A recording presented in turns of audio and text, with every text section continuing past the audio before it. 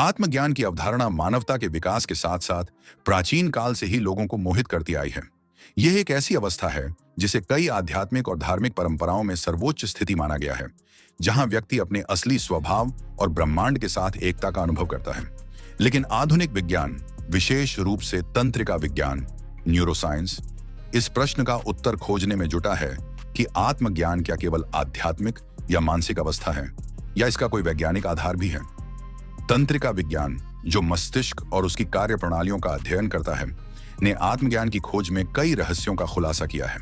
हमारा मस्तिष्क कई हिस्सों में बंटा हुआ है, जिनमें से कुछ भाग हमारी चेतना, विचार प्रक्रिया और आत्म जागरूकता के लिए विशेष रूप से जिम्मेदार हैं। प्रीफ्रंटल कॉर्टेक्स मस्तिष्क का वह हिस्सा है जो हमारी निर्णय लेने की क्षमता, ध्यान और सोचने समझने की प्रक्रिया को नियंत्रित करता है। आत्मचिंतन या ध्यान की प्रक्रिया के दौरान इस हिस्से में सक्रियता बढ़ जाती है, जिससे यह समझ आता है कि आत्मज्ञान की स्थिति में व्यक्ति का ध्यान अपनी आंतरिक दुनिया पर केंद्रित होता है। हिप्पोकैम्पस मस्तिष्क का वह हिस्सा है जो हमारी यादों और अनुभवों को संग्रहित करने में मदद करता है। आत्मज्ञान की स्थिति में जब व्यक्ति अपने जीवन के अनुभवों पर गहन चिंतन करता है, तो यह हिस्सा सक्रिय हो जाता है और व्यक्ति को अपने अतीत के अनुभवों को समझने में सहायता करता है। अमिग्डाला हमारी भावनाओं को नियंत्रित करने वाला हिस्सा है। तंत्रिका विज्ञान के शोधों से पता चला है कि जब व्यक्ति ध्यान, योग या आत्मचिंतन करता है, तो अमिग्डाला की सक्रियता कम हो जाती है, जिससे तनाव और नकारात्मक भावनाएं कम हो जाती हैं और व्यक्ति को आंतरिक शांति का अनुभव होता है।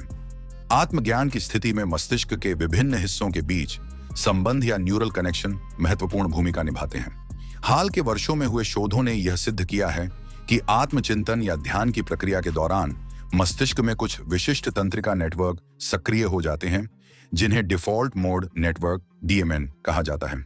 डीएमएन का कार्य मस्तिष्क की उस अवस्था को सक्रिय करना है जब व्यक्ति अपने विचारों में डूबा होता है, जैसे भविष्य की योजना बनाना, अतीत का चिंतन करना या अपने बारे में सोच विचार करना।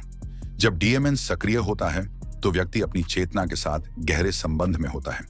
लेकिन ध्यान के दौरान यह पाया गया है कि डीएमएन की सक्रियता कम हो जाती है और मस्तिष्क अन्य हिस्सों पर ध्यान केंद्रित करता है, जिससे व्यक्ति वर्तमान क्षण में रहता है। यह अवस्था आत्मज्ञान की दिशा में एक महत्वपूर्ण कदम मानी जाती है, क्योंकि व्यक्ति अपनी आंतरिक शांति और संतुलन को प्राप्त करता है। तंत्रिका विज्ञान में फंक्शनल एमआरआई, एफएमआरआई और इलेक्ट्रोएन्सेफेलोग्राफी (ईईजी) जैसी आधुनिक तकनीकों का उपयोग मस्तिष्क की गतिविधियों का पता लगाने के लिए किया जाता है। इन तकनीकों ने वैज्ञानिकों को यह समझने में मदद की है कि आत्मज्ञान की अवस्था में मस्तिष्क किस प्रकार से कार्य करता है।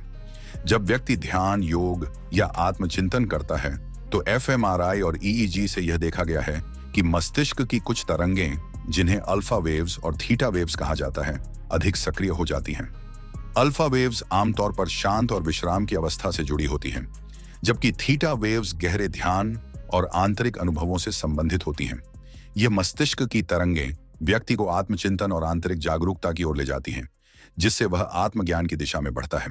न्यूरोप्लास्टिसिटी वह प्रक्रिया है जिसके द्वारा मस्तिष्क अपनी संरचना और कार्य प्रणाली को बदलने की क्षमता रखता है। यह पाया गया है कि आत्मचिंतन, ध्यान और योग जैसी गतिविधियों के नियमित अभ्यास से मस्तिष्क की संरचना में बदलाव आता है और व्यक्ति की मानसिक स्थिति, भावनात्मक संतुलन और आत्म जागरूकता में सुधार होता है।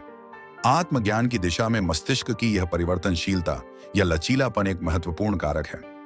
जब व्यक्ति नियमित रूप से ध्यान या आत्मचिंतन करता है, तो मस्तिष्क के कुछ हिस्से जैसे प्रीफ्रंटल कॉर्टेक्स अधिक मजबूत हो जाते हैं, जिससे व्यक्ति की ध्यान केंद्रित करने की क्षमता, निर्णय लेने की क्षमता और भावनात्मक संतुलन में वृद्धि होती है।